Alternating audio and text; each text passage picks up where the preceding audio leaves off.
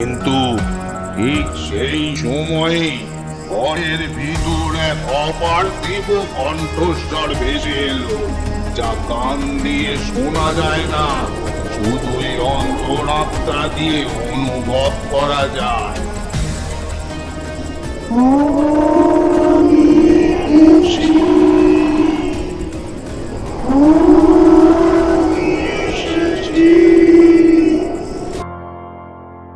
উনিশশো 17 সালের 10ই জুলাই বিখ্যাত ভৌতিক কাহিনীকার লর্ড হ্যালিফ্যাক্সের কাছে একটি চিঠি এসে পৌঁছায়। চিঠিতে কোনো কাল্পনিক রং না চড়িয়ে নিজের জীবনের এক হাড়হিম করা সত্য অভিজ্ঞতার কথা তুলে ধরেছেন চার্লস জে স্কোয়ার।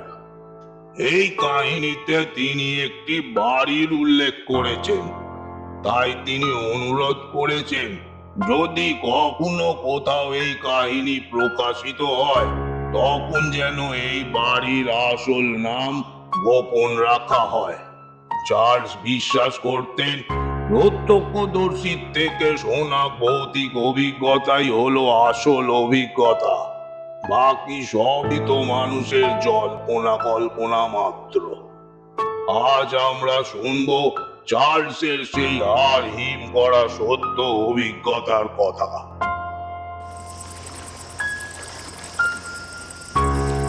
1740 সাল নাগাদ তৈরি হওয়া একটি পুরনো জীর্ণ প্রাসাদ। এক সময় এই প্রাসাদে বসেই নাকি নেলসন লেডি হ্যামিল্টনকে অনেক চিঠি লিখেছিলেন। চার্লস এবং তার এক বন্ধু, মানে যিনি চার্লসকে এই প্রাসাদে নিমন্ত্রণ করেছিলেন, তারা দুজনে সমুদ্র ভ্রমণ করতে বেরিয়েছিলেন।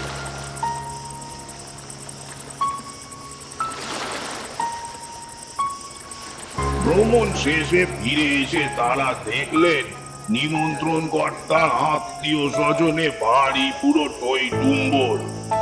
তাই চার্লসের শোবার ব্যবস্থা করা হলো বাড়ির ড্রেসিং রুমে। চার্লস আগেই শুনেছিলেন বাড়িটি নাকি ভুতুড়ে। বাড়ির মেয়েরা নাকি প্রায় এক অদ্ভুত দর্শন ছায়া মূর্তিকে বাড়ির আনাচে কানাচে ঘুরে বেড়াতে রেখেছে, যাকে তারা তাদের ঠাকুমার মা বলে বিশ্বাস করত। এমনকি চাকর বাকররাও এই বাড়িতে বেশি দিন থাকতে চাইতো না। তবে সমুদ্র ভ্রমণ করার পর চার্লস ক্লান্ত থাকায় আর এসব নিয়ে মাথা ঘামায়নি, আর কোনো আলোচনাও করতে চাইনি। কিন্তু মাঝরাতে হঠাৎই তার ঘুমটা ভেঙে যায়।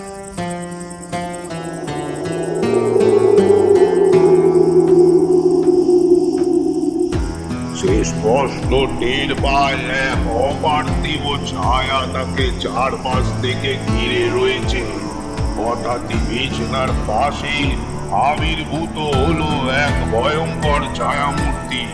সে যেন এক বৃদ্ধ পুরুষ অথবা এক মহিলার অবয়ব, যার বীভৎস ভয়ঙ্কর মুখটা চার্লসের ওপর আস্তে আস্তে ঝুঁকে আসছে।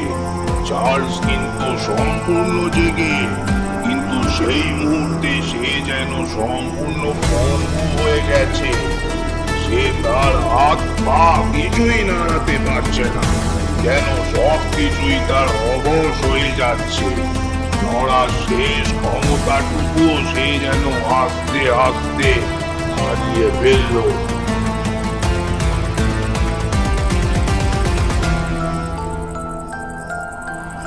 আর মনে মনে সে প্রতিজ্ঞা করল যে আজ যদি কোনো ক্রমেও সে রক্ষা পায় তবে জীবনে কোনোদিনও ল্যাঞ্চের অথবা এই প্রেতচক্রের মতো ভৌতিক কারবারে নিজেকে আর জড়াবেন না। কারণ চোখের সামনে সেই বাস্তব ছায়ামূর্তির আবির্ভাব এতটাই ভয়ঙ্কর ছিল, যা ভাষায় প্রকাশ করা প্রায় অসম্ভব।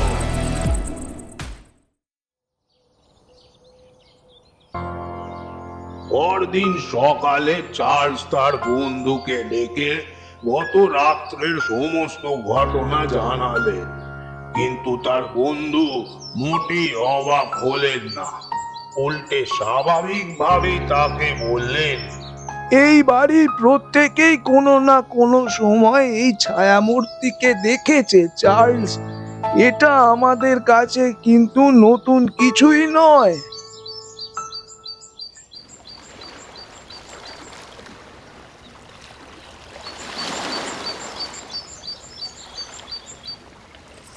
এরপরে অনেকগুলি বছর কেটে গেল। চার্লসও প্রায় ভুলেই গিয়েছিলেন সেই রাত্রের অদ্ভুত ঘটনা। সে আবারও আমন্ত্রিত হয়ে সেই প্রাসাদ প্রতিম বাড়িতে গেলেন।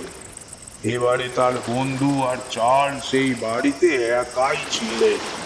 দুজনে বেশ অনেকক্ষণ বিলিয়ার্ড খেলে অনেক রাত্রে শুতে গেলেন চার্লস।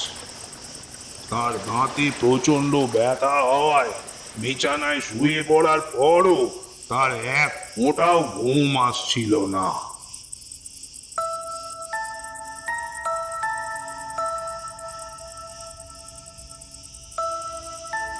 এবারে চার্লস আর সেই ড্রেসিং রুমের ঘরেতে ছিলেন না।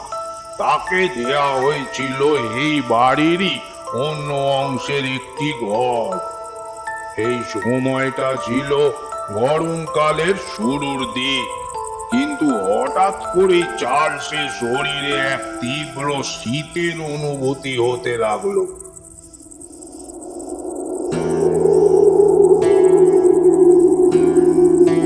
তার পা থেকে শুরু করে সমস্ত শরীর যেন আস্তে আস্তে বরফ হয়ে যেতে লাগলো।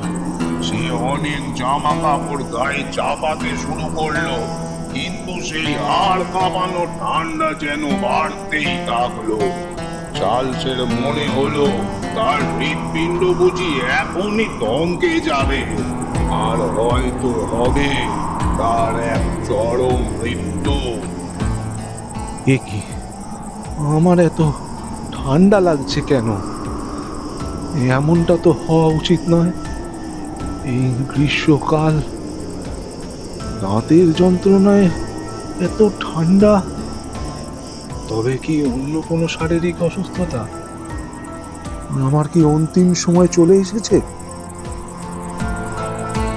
কিন্তু ঠিক সেই সময়েই ঘরের ভিতর এক অপার্থিব কণ্ঠস্বর ভেসে এলো, যা কান দিয়ে শোনা যায় না, শুধুই অন্তরাত্মা দিয়ে অনুভব করা যায়।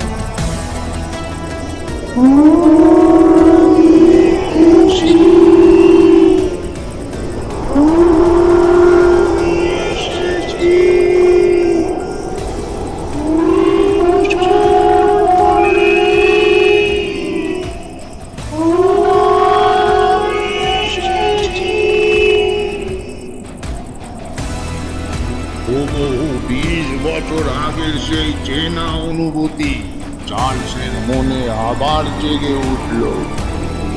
কিন্তু সে মনে মনে সাহস জুগিয়ে বলে উঠল,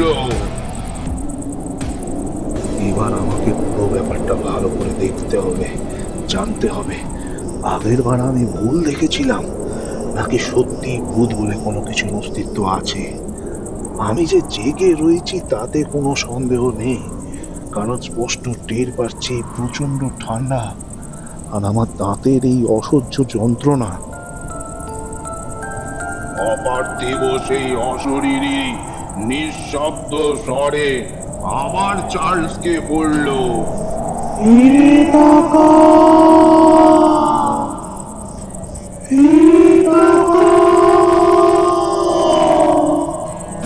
সেই অদ্ভুত গন্ধ আর অপার্থিব কণ্ঠস্বর মিশে এক অপরিসীম আতঙ্ক চার্লসকে আস্তে আস্তে গ্রাস করল। তিনি ফিরে দেখলেন ঘরের কোণে এক অদ্ভুত আলোর স্তম্ভ সর্পিল গতিতে ঘূর্ণিঝড়ের মতো ঘুরে চলেছে। সে আলোর রং ছিল ধপধপে সাদা আলোর স্তম্ভটি ধীরে ধীরে চার্লসের বিছানার দিকে এগিয়ে আসতে লাগলো। সাথে সাথে সেই অশরীরী কণ্ঠস্বরটি বলেই চলেছে,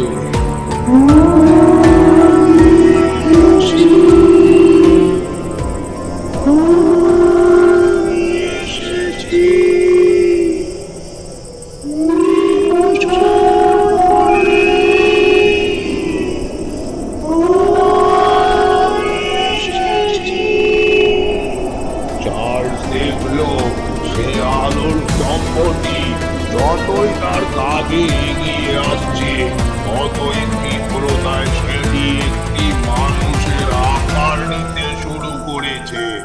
তারপর আস্তে আস্তে ঠিক চোখের সামনে এসে ওটা 20 বছর আগেকার সেই চেনা কুৎসিত গদাকার ভয়ঙ্কর ছায়ামূর্তির রূপ নিল।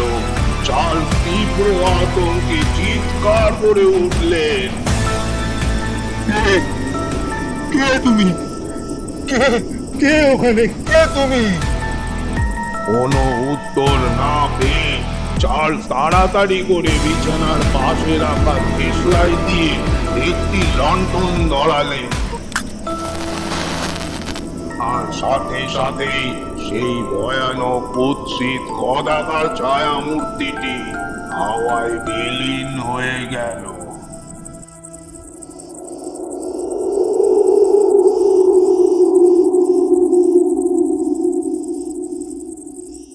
পরদিন সকালে ঘুম থেকে উঠে চার্লস যথারীতি এই সমস্ত কথা তার বন্ধুকে জানালেন। বন্ধুটি তার কথা শুনে এবার আরো গভীর কৌতূহলী হয়ে উঠলেন এবং চার্লস আসার আগের গত 3 সপ্তাহের মধ্যে ওই বাড়িতে ঘটে যাওয়া আরো 2টি রহস্যময় ঘটনার বর্ণনা দিলেন। তিনি বললেন, আমি সেদিনকে আমার ড্রয়িং রুমেই ছিলাম। হঠাৎ আমার এক চাকর এসে আমাকে খবর দিল যে আমার এক বহু পুরনো বন্ধু নাকি আমার সঙ্গে দেখা করতে এসছেন। তাড়াহুড়ো করে সিঁড়ি দিয়ে আমি নিচে নামছিলাম।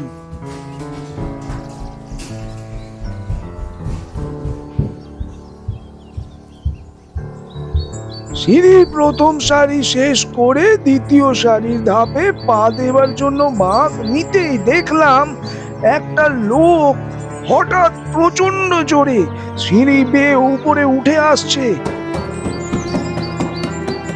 এই দৃশ্য দেখে টাল সামলাতে না পেরে মুখোমুখি ধাক্কা এড়াবার জন্য আমার হাত দুটো আমি সামনে তুললাম, কিন্তু চার্লস, আশ্চর্যের বিষয়, সেই ছুটে আসা লোকটা আমার সাথে ধাক্কা না খেয়ে সরাসরি আমাকে ভেদ করে পার হয়ে চলে গেল, কোনো স্পর্শই করলো না। এখানেই শেষ নয় চার্লস। এর বেশ কয়েকদিন পর একদিন সন্ধ্যায় নৌবাহিনীতে কর্মরত আমার এক অফিসার বন্ধু আমার এখানে বিলিয়ার্ড খেলতে এসেছিলেন। সঙ্গে করে তিনি তার পোষা কুকুরটিকেও নিয়ে এসেছিলেন। আমরা বিলিয়ার্ড খেলছিলাম এবং কুকুরটি টেবিলের নিচে শান্ত হয়ে শুয়েছিল। হঠাৎই সেটি লাফিয়ে উঠে ঘরের এক কোণে অদৃশ্য কিছুর দিকে তাকিয়ে তারস্বরে ঘেউ ঘেউ করতে শুরু করলো।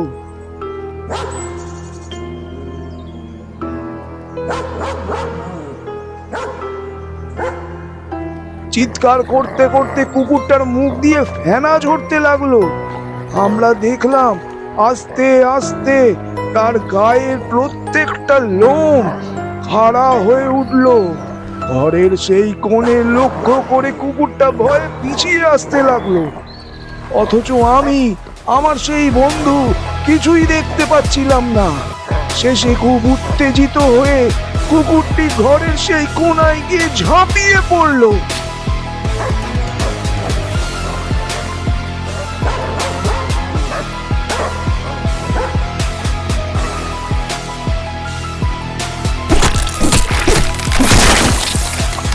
আর সাথে সাথেই একটা কান ফাটা তীক্ষ্ণ আর্তনাদ করে কাউ কাউ করে ডেকে উঠলো।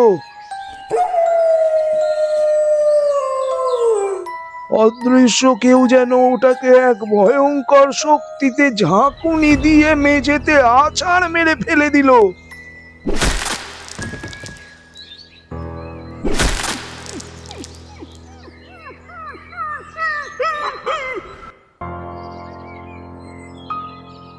কুকুরটি নিস্তেজ হয়ে যেতে থাকে এবং তারপরেই সে মারা যায়।